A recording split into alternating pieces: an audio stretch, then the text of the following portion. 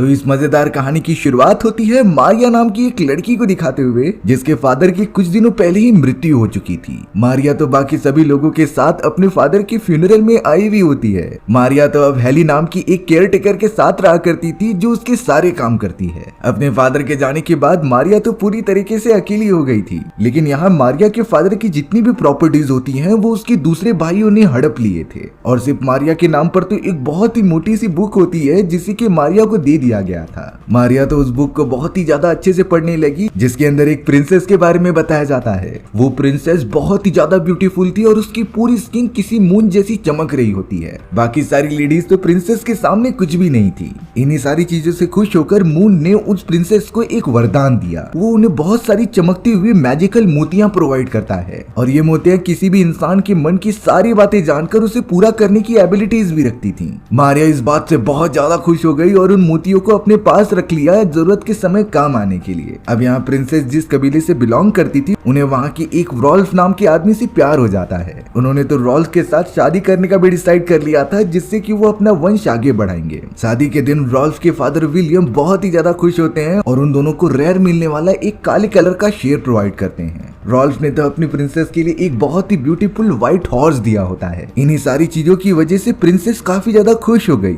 और अब वो अपने हस्बैंड को गिफ्ट देने के लिए वही मोतियां निकाल लेती हैं, जिनसे किसी के भी मन की बात जानी जा सकती थी और उन्हें पूरा किया जा सकता था। प्रिंसेस ने ये सारी बातें रॉल्फ और वहाँ मौजूद सारे लोगों को बता दी, और वो ये मैजिकल मोतियां अपने हस्बैंड रॉल्फ को देने का डिसाइड कर लेती हैं। अब हमारा ये पूरा सीन प्रेजेंट टाइम में आ गया था, जहाँ पर मारिया अकेली हो जाती है अपने फादर के जाने के बाद। मारिया अब लगातार अपनी केयर टेकर हेली के साथ चलते हुए मूनेकर नाम की जगह पर जाने लगे थे, जहाँ पर मारिया के अंकल बेन रहा करते हैं। वो तो एक मून पैलेस होता है जो बहुत ही बड़ा घर था, और मारिया के फैमिली में एक वही जान पहचान वाले होते हैं जो उसका भला चाहते थे। इसीलिए मारिया और हेली लगातार उस जगह की तरफ बढ़ने लगते हैं। हालांकि रास्ते में पता नहीं किसी अजीब तरीके के लोगों ने उनके ऊपर हमला कर दिया था। वो दोनों किसी भी तरीके से अपनी जान बचाते हुए वहां से निकलते हैं और बड़ी मुश्किल से मून पैलेस की तरफ पहुंच जाते हैं। थोड़ी देर के अंदर मारिया के अंकल बेन वहां पर पहुंच चुके थे और मारिया को बहुत ही घूर कर देख रहे होते हैं कि ये कितनी ज्यादा ब्यूटीफुल है। हालांकि यहाँ पर हेली बेन को बताने की कोशिश कर रही थी कि रास्ते में हमारे ऊपर कुछ लोगों ने हमला किया, लेकिन बेन इन सारी चीजों में कुछ इंटरेस्टेड नहीं होता, इसीलिए उन दोनों को अंदर आने के लिए कहता है। अंकल बेन ने हेली को अपना कमरा दिखा दिया और वहीं ऊपर की तरफ मारिया को भी अपने कमरे में भेज दिया, जिसके बाद अंकल बेन वहाँ से चले जाते हैं। मारिया तो हमेशा हेली के साथ ही सोया करती थी, इसीलिए उसे अकेले सोने की आदत नहीं होती,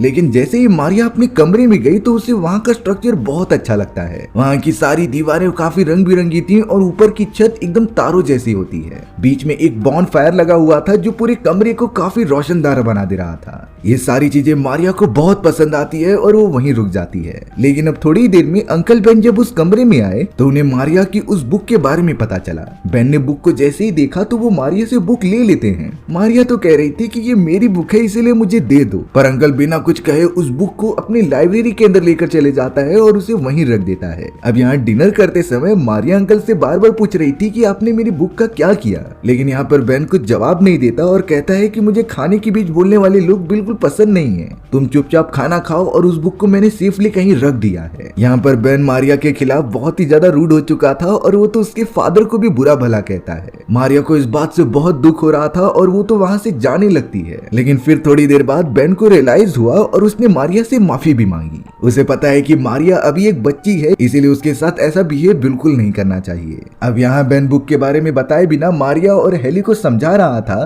कि रास्ते में जिन लोगों ने तुम्हारे ऊपर हमला किया था वो सभी डेनोर कबीले के मेंबर्स हैं। इसीलिए बेन मारिया और हेली को समझाने लगा कि चाहे कुछ भी हो जाए तुम दोनों फॉरेस्ट के अंदर मत जाना। अब धीरे धीरे मारिया और हेली अपनी सारी जगहों को एक्सप्लोर करने लगे थे। मारिया तो पहली बार घुड़सवारी करती है और उसे व्हाइट कलर का घोड़ा काफी पसंद भी आ गया था। वो तो इतने समय में उस नई जगह पर काफी कंफर्टेबल भी हो गई थी। यही सारी चीजें अंकल बेन को काफी पसंद भी आती हैं। वो सच में मारिया की अडेप्टेबिलिटी देखकर काफी इम्प्रेस हो चुके थे। अब यहाँ मारिया की इस तरीके की ग्रोथ को देखकर बेन ने उसे परमिशन दे दी थी कि तुम महल से बाहर जा सकती हो, पर बेन ने मना किया था कि तुम फॉरेस्ट की तरफ बिल्कुल मत जाना। लेकिन मारिया कहाँ मानने वालों में से एक थी। वो तो अब लगातार फॉरेस्ट के काफी ज्यादा अंदर जाने लगती है जहाँ डिनॉयर कबीले की शुरुआत होती थी। अब यहाँ मारिया को पास ही से कुछ आवाजें आने लगी। दरअसल वो एक खरगोश होता है जो कि किसी पिंजड़े में कैद हो गया था। मारिया उस खरगोश को छुड़ाने के लिए जैसे ही आगे बढ़ी तभी उसके सामने रॉबिन नाम का एक डिनॉयर कबीले का मेंबर आ जाता है। दरअसल ये और कोई नहीं बल्कि वही आदमी था जिसने कि रास्ते में मारिया और हेली के ऊपर हमला किया था।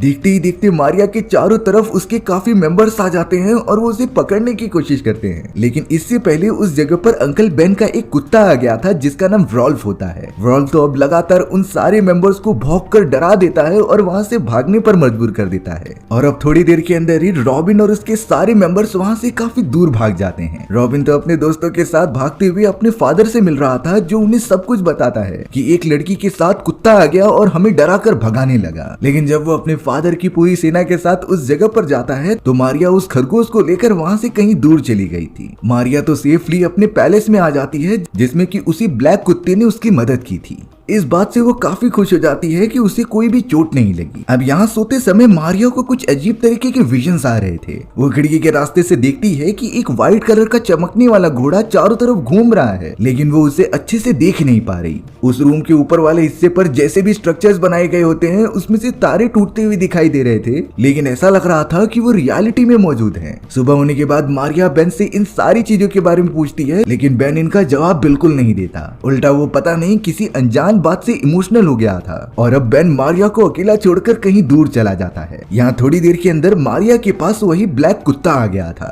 जो उसे पैलेस के रास्तों से लेते हुए एक अजीब सी चैम्बर में लेकर जाता है। यहाँ पर पूरे पैलेस का एक बहुत ही शानदार कुक रहा करता था। मारिया ने उस कुक को सारी बातें बताई कि उसे कैसे अजीब तरीके के विजन्स आ रहे हैं, आखिर वो इन सारी चीजों की सोल्यूशन के लिए क्या करे। तभी उस कुक ने मारिया को सलाह देते हुए ये कहा कि तुम्हें शायद अपने फादर की किताबें पढ़नी चाहिए, उससे शायद तुम्हारी सारी बातें क्लियर हो जाएं। मारिया यहाँ पर सीधा चली गई थी बेन की लाइब्रेरी में जिससे कि वो अपने फादर द्वारा लिखी गई किताब को पढ़ने लगती है।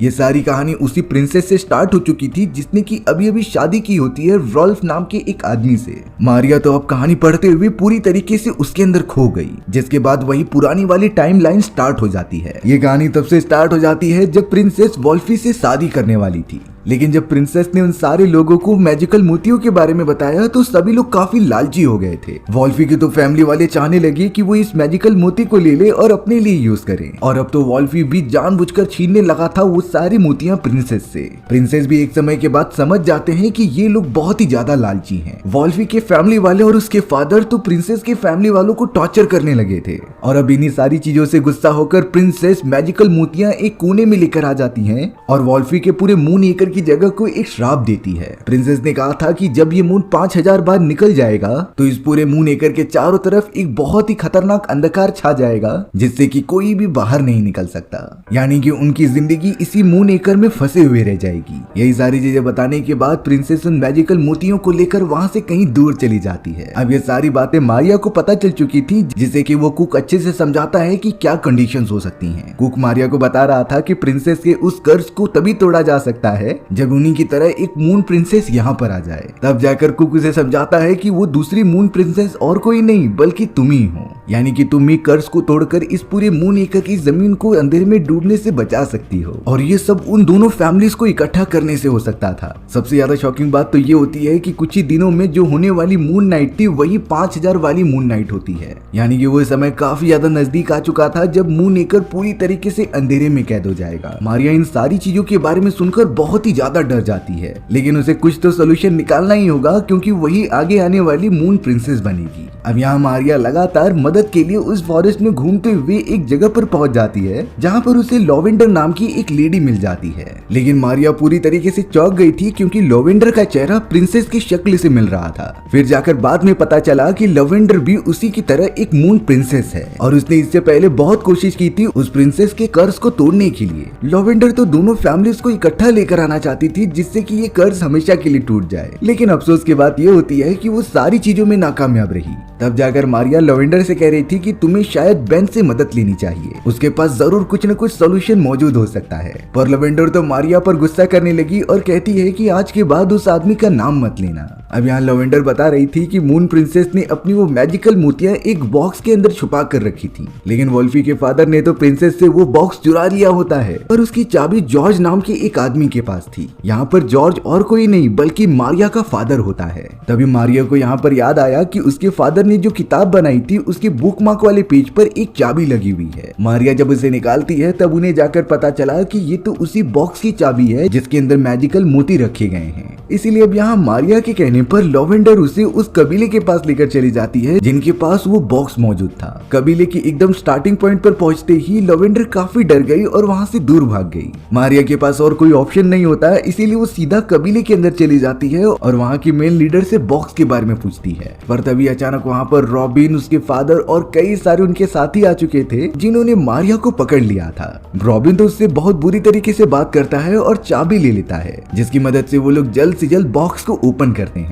लेकिन शॉकिंग बात ये थी कि उस बॉक्स के अंदर मैजिकल मोतीज होते ही नहीं। आखिर वो कहाँ चले गए और किसके पास हैं इसका किसी को आइडिया ही नहीं होता। लेकिन फिलहाल के लिए रॉबिन अपने सारे साथियों के साथ मारिया को एक जेल के अंदर बंद करने लेकर जाता है। मारिया बहुत ही ज्यादा गुस्सा थी, इसीलिए उसने रॉबिन को दे मारा क्योंकि उसे बदला जो लेना था। रॉबिन के तो अंजर पंजर ढीले हो जाते हैं। यहाँ बेन बहुत ही ज्यादा टेंशन में आ चुका था क्योंकि मारिया घर में नहीं मौजूद होती। उसे ये पता चल चुका होता है कि वो फॉरेस्ट के अंदर गई है। लेकिन अब यहाँ सुबह होते ही मारिया बड़ी चालाकी से उनके महल से दूर भागने लग जाती है। रॉबिन और उसके दोस्तों ने मारिया को भागते हुए देख लिया था, इसीलिए वो उसका पीछा करने लगते हैं। पर मारिया बहुत ही चालाकी से एक पेड़ के अंदर छुप गई थी जिससे कि वो कहीं दूर चले गए। थोड़े समय के अंदर ही वहाँ पर वोल्फी नाम का वो कुत्ता भी आ गया था जो मारिया को अपने साथ लेकर महल के अंदर चला गया। यहाँ पर मारिया अपने अंकल बेन को फॉरेस्ट में जाने की सफाई दे रही होती है, लेकिन अंकल बेन मारिया पर काफी चिल्ला रहे थे और उन्होंने कहा कि तुमने रूल तोड़ा है और इसकी पूरी जिम्मेदार तुम ही हो। वो मारिया को बहुत डांटता है, इसीलिए मारिया बहुत ही ज्यादा दुखी होकर अपने कमरे में चली गई थी। लेकिन थोड़ी समय बाद अंकल बेन को इस बात का पछतावा भी हो रहा था कि उसने मारिया के ऊपर कुछ ज्यादा ही चिल्ला दिया। अब यहाँ मारिया के कमरे में लवेंडर आ जाती है जो उसे देखकर बहुत ही ज्यादा खुश हो रही थी।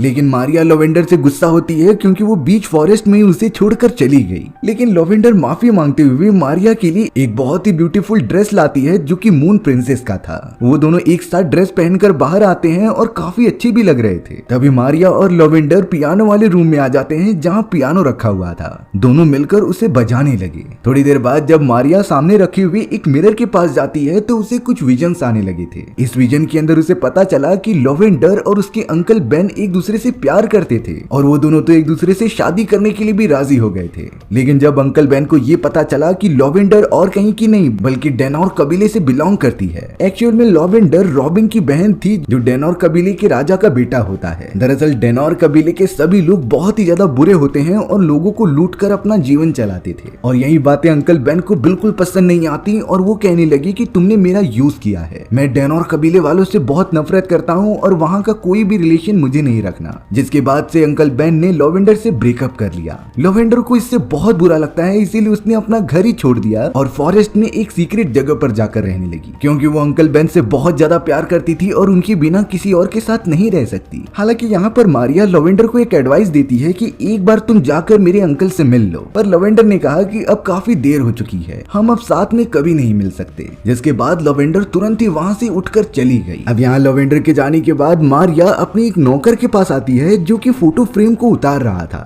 ये फोटो फ्रेम तभी लगाया गया होता है जब मारिया इस घर में आई थी। अब यहाँ मारिया के पास वो कुक अपने कुछ दोस्तों के साथ आ जाता है जो कि उस फोटो फ्रेम को लगातार देखती जा रही थी क्योंकि वो धीरे धीरे मूव होने लगी है। तब जाकर रियलाइज हुआ कि ये फोटो फ्रेम एकदम मैजिकल है जो बता रही थी कि फॉरेस्ट के अंदर एक बहुत ही बड़े पेड़ के नीचे उस मोतियों को छुपाया गया है जिसे कि मून प्रिंसेस ने लिया था। ये सारी चीजें जानने के बाद मारिया काफी खुश हो जाती है और उसे वो सारी मैजिकल मोतियां लेने जाना था। तब जाकर कुक कहता है कि उस पूरे फॉरेस्ट के अंदर बहुत सारे पेड़ मौजूद हैं और वहां तक पहुंचने के लिए जो तुम्हारी मदद कर सकता है उसका नाम है रॉबिन। रॉबिन का नाम सुनते ही मारिया काफी ज्यादा मुंह बना लेती है कि मैं उसकी मदद नहीं लूंगी, लेकिन अब कोई और रास्ता ना होने के कारण मारिया को ये बात माननी ही पड़ती है। फॉरेस्ट में निकलने से पहले मारिया ने अंकल बेन के नाम से लवेंडर को और लवेंडर के नाम से अंकल बेन को खत लिखे थे, जिससे कि ये दोनों पढ़कर एक दूसरे से मिलने का प्लान बना ले। होता भी यहाँ पर कुछ ऐसा ही है। जैसे ही अंकल बेन और लवेंडर को एक दूसरे का खत मिला तो वो काफी खुश हो जाते हैं एक दूसरे से मिलने के लिए। वो तो अपनी डेट की तैयारी करने लगी और जल्द से जल्द तैयार होकर पैलेस में मिलने भी आ जाते हैं। लेकिन थोड़ी देर बाद उन्हें ये कंफर्म हो जाता है कि वो दोनों ही खत मारिया ने लिखे थे उन्हें मिलाने के लिए। अब वो दोनों एक दूसरे को सॉरी कहते हैं और माफी मांगने लगते हैं। लेकिन जब यहाँ अंकल बेन और लवेंडर को पता चला कि मारिया उसी फॉरेस्ट के अंदर गई है मैजिकल मोती को ढूंढने के लिए, तब वो दोनों कुक और बाकी सारे नौकरों के साथ फॉरेस्ट में आ जाते हैं मारिया को पूरे फॉरेस्ट में सर्च करने के लिए। यहाँ रॉबिन के फादर को किसी भी तरीके से ये पता चल जाता है कि फॉरेस्ट के अंदर मारिया आ चुकी है और उसकी लोकेशन का अंदाजा लगाने के बाद वो उसे पकड़ने की तैयारी करने लगा। मारिया ने तो अब उस खरगोश का लालच देकर रॉबिन को अपने जाल में फंसा लिया होता है और वो रॉबिन से कह रही थी कि मैं तुम्हें यहाँ से तभी आजाद करूंगी जब तुम मुझे पूरे फॉरेस्ट की सैर कराओगे और मुझे एक ऐसे पेड़ के पास जाना है जो सबसे बड़ा हो।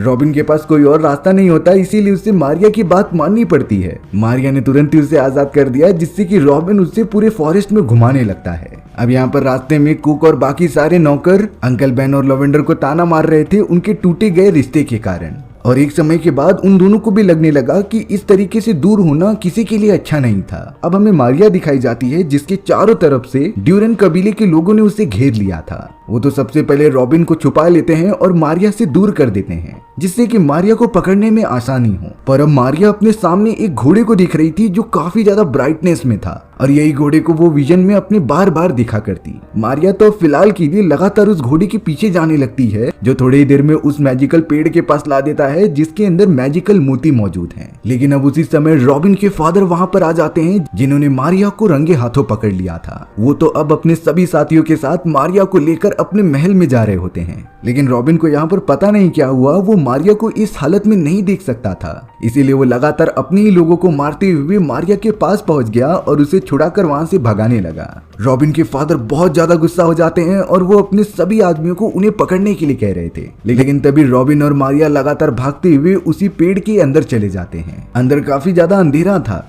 लेकिन मारिया चारों तरफ देखकर ये पता लगा लेती है कि मैजिकल मोती कहाँ पर मौजूद हैं। उसने तो तुरंत ही वो मोतियां अपने पास ले ली और वहां से निकलने की कोशिश करने लगी। उसी समय रॉबिन के फादर और उसके सारे साथी पेड़ के अंदर आ जाते हैं जहाँ कुछ देर पहले वो दोनों भी मौजूद थे।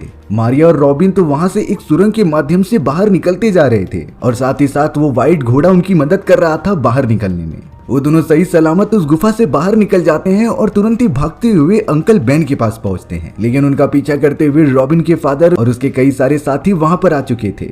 सबसे डरावनी बात ये होती है कि ये वो समय था जब मून पूरी तरीके से निकलने वाला होता है और अगर ये मून पूरी तरीके से निकल गया तो कर्स के अकॉर्डिंग ये पूरी जगह श्रापित हो जाएगी और हमेशा के लिए अंधकार में डूब जाएगी। और ये सारी चीजें ठीक करने के लिए दोनों कबीले वालों को हाथ में मैजिकल मोती रखकर अपने अंदर की सारी दुर्भावनाओं को निकालना होगा, जिसके बाद वो अगर समुद्र में मैजिकल मोती फेंक देंगे तो ये कर्स टूट जाएगा। हालांकि रॉबिन के फादर अभी भी उस मोती को लेना चाहते थे, पर तभी वहाँ उनकी बेटी आ जाती है जो कि लवेंडर थी। लवेंडर ने अपने फादर को समझाया कि आप ऐसे ही बेस्ट हो, आपको ऐसी कोई भी विश लेने की जरूरत नहीं जिससे आप ओवर कॉन्फिडेंट होकर चारों तरफ तबाही मचाओ। आपको अपने अंदर का अहंकार मिटाकर अच्छा आदमी बनना चाहिए। ये सारी बातें अपनी बेटी के मुंह से सुनने के बाद वो समझ गया था और अब अंकल बेन और लवेंडर के फादर अपने हाथों में मैजिकल मोती ले लेते हैं और कहते हैं कि हमारे परिवार के बीच में जो भी मतभेद था उसे खत्म कर रहे हैं। लेकिन फिर भी उनके मन में होता है कि हम दोनों एक दुश्मन हैं, इसीलिए वो रिचुअल परफॉर्म ही नहीं होता। मारिया को जब ये बातें पता चली तब वो बहुत ही ज्यादा गुस्से में उस मैजिकल मोतीज को ले लेती है और आगे बढ़ने लगती है समुद्र की तरफ। उसने तो पहली बार जब उन मोतियों को फेंका तो समुद्र उसे एक्सेप्ट ही नहीं करता।